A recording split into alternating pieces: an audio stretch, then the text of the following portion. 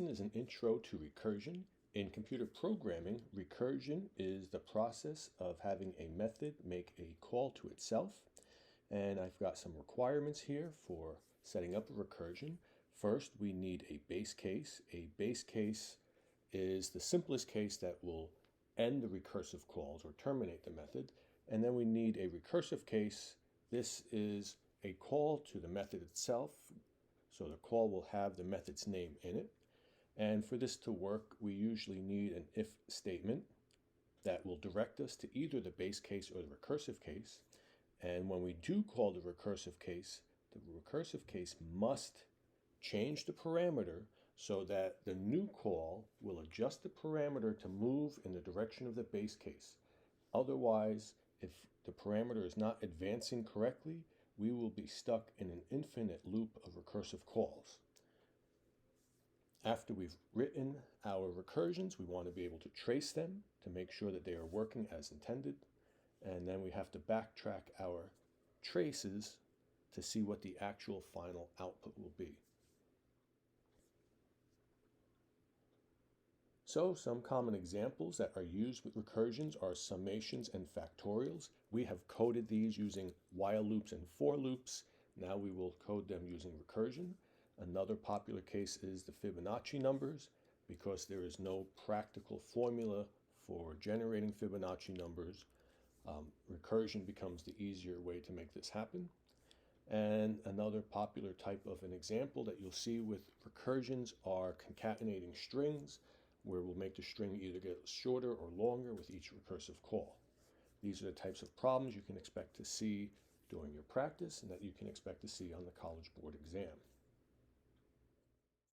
So let's first look at the summation process.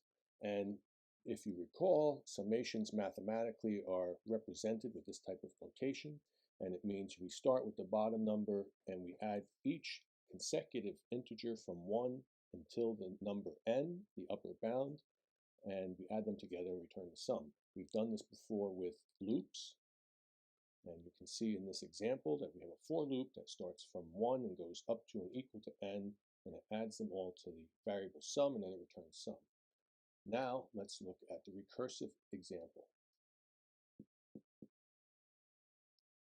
Here we have if n is greater than 1, it's going to make a recursive call.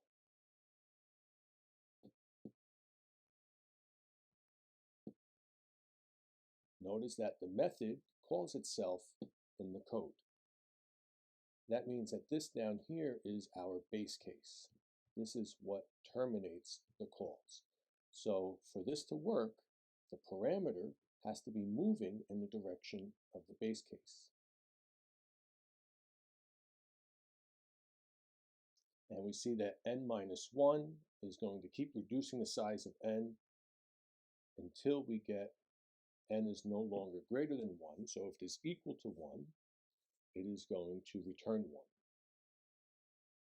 So let's do a trace of recursum with a parameter of 5. So we see that our n value is 5, which is greater than 1. So it is going to return 5 plus, so it's returning n, plus a call to itself, recursum, n minus 1 is 4. And now we're going to say, well, when we get into the call of recursum 4, n is equal to 4, which is greater than 1. So it's going to return 4 plus recursum 3.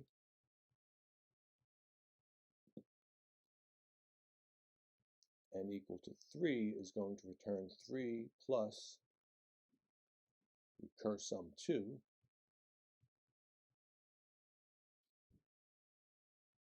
N equal to 2 is going to return 2 plus recursum 1. And n equal to 1 is going to return 1 finally. So we've done all of our method calls. Now we have to do our backtracking. So this returns a 1 into here, which means that this is going to return 2 plus 1. So it's going to return a 3 into here, where it was recur2, which is now going to return 3 plus 3. So we get 6, which gets returned into here. So we now have 4 plus 6, which gives us 10, gets returned into this call. And now we have 5 plus 10, which means that our final output is 15.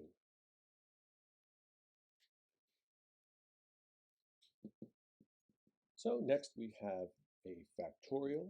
A factorial is a product of consecutive decreasing integers from n to n minus 1 until we get down to 3 times 2 times 1.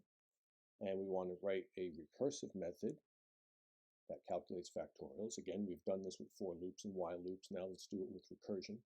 So I've given you the method header here. So we'll start our coding brace and we'll say, well, if n is equal to 1, return 1.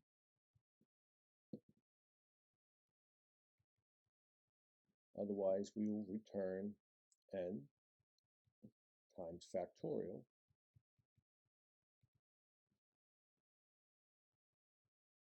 n minus 1.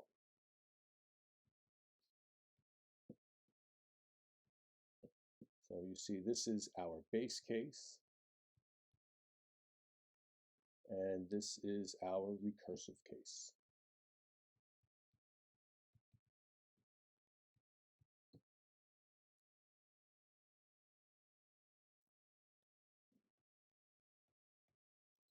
And if we do a trace of factorial with a parameter of 3, we see that we would get n equals 3. So if n equals 1, it would return 1. That's not true, so it's going to return 3 times factorial of n minus 1, which would be 2.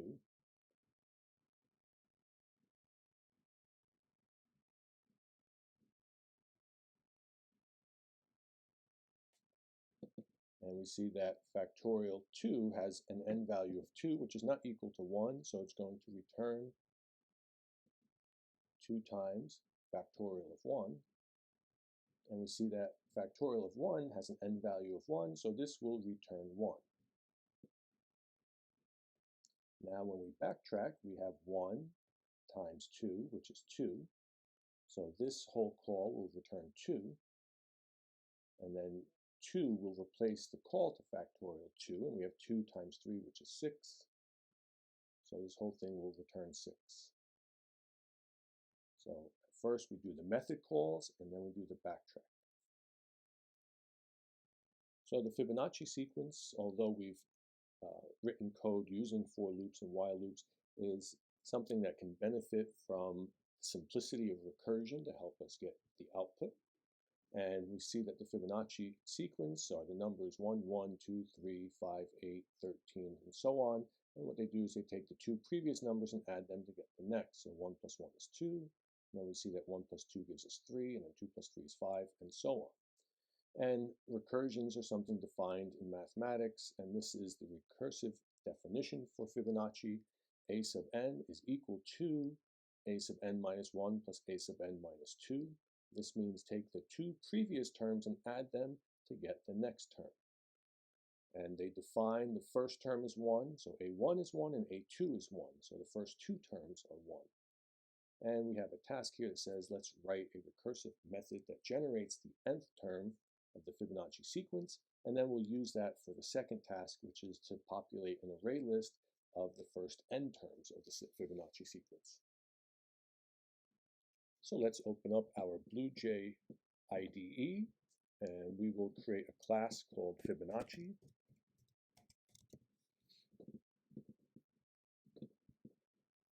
We'll delete out our default code.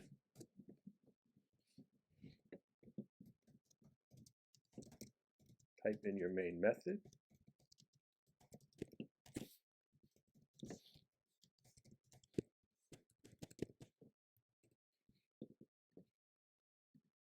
And down below the main method, we will create this public static int fibnum.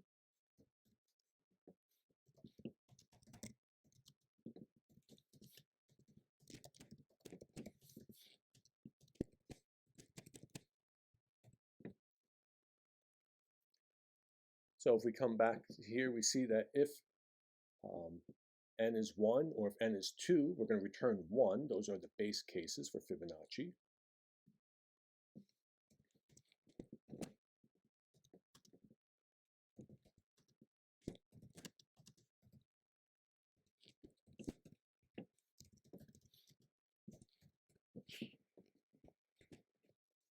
And if our n value is not 1 or if it is not 2,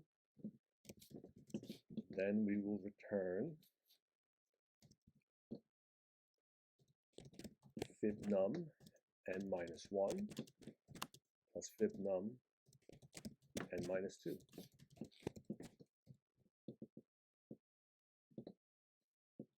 And in our main method, we will ask it to print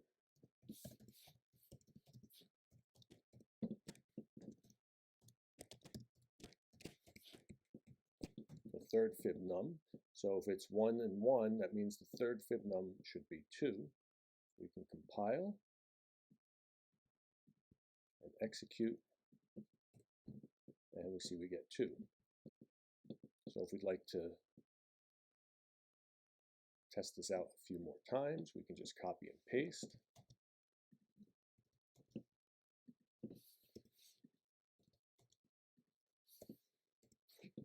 Compile and execute. So 2 plus 3 is 5, 3 plus 5 is 8. The next number we should get is 8, but we see we have 1, 1, 2, 3, 5. It looks like our method is working, and we see we used recursion for this. Now for the next task, we just want to populate an array list called fib with a method called fib sequence.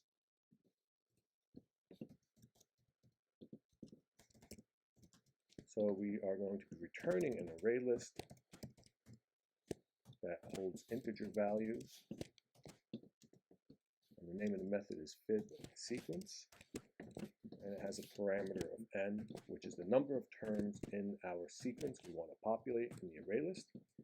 So before we can do this, we have to import the array list class.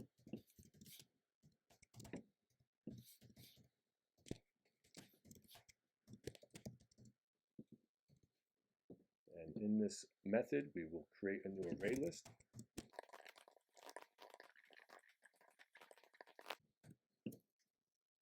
And we have our for loop going from 0 up to n. And now we want to populate the array list using the fibnum method that we created up above. So the name of our list is list, and the method from the array list class is add. And we want to add a number from fibnum. But fibnum cannot accept a 0. We should say here a precondition. Parameter n is greater than 0. So that is a precondition for this method. We should then say let's add I plus 1 here. So when I is 0, it'll get the first Fibonacci number. When I is 1, it'll get the second, and so forth. And we'll add that to the array list. When we're done, we want to return our array list. And we'll go up to our main method.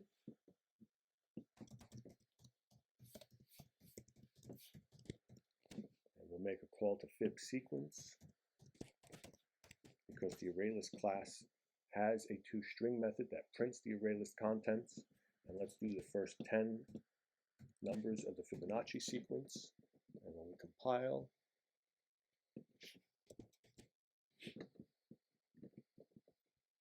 and execute,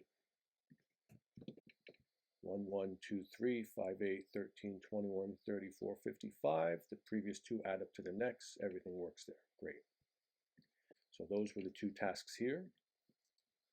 And now here's an example of tracing with a recursion on a string. If you look, the word we're sending is duck. The length of duck is 4. And now when we go into this crazy method, if the word length is less than 2, that's not the case, so it's going to return. So our first call is going to be duck plus a call to crazy, but the word substring is going to go from 0 to length minus 1.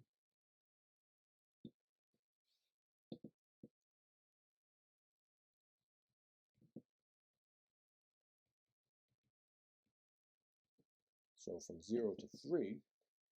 And if we look at duck 0, 1, 2, 3, we have to remember that it goes up to, but not including 3.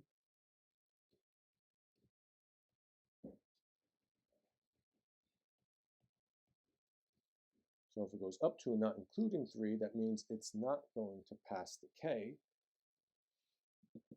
So it's duck plus a call to crazy, sending duc as the parameter. And now the length is 3.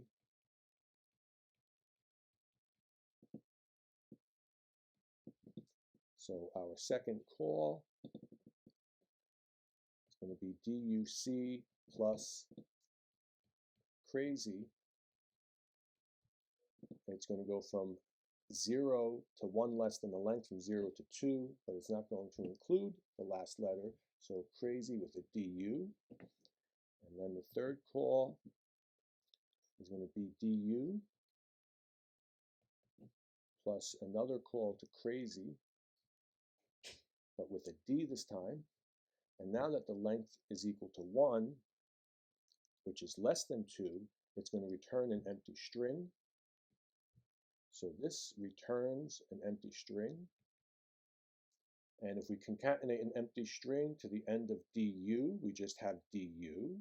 And that's what's returned by this call, du, which is concatenated after duc. So now this whole expression is returning duc du, and all of that is the result of this call up here, which is concatenated after the word duck.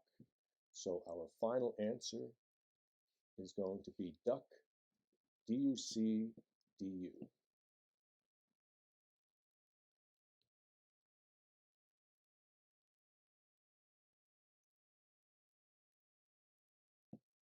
This is a typical kind of a question you can expect to receive on the AP Computer Science College Board exam, where you have to then take the string through a recursive method, but then backtrack it to make sure you're concatenating it in the right place.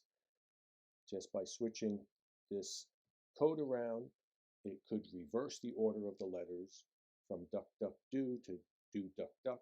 So you have to pay attention to your backtracing and your concatenation in reverse order. So that is the end of this lecture. Watch it again, take your notes, and then work on your assignment.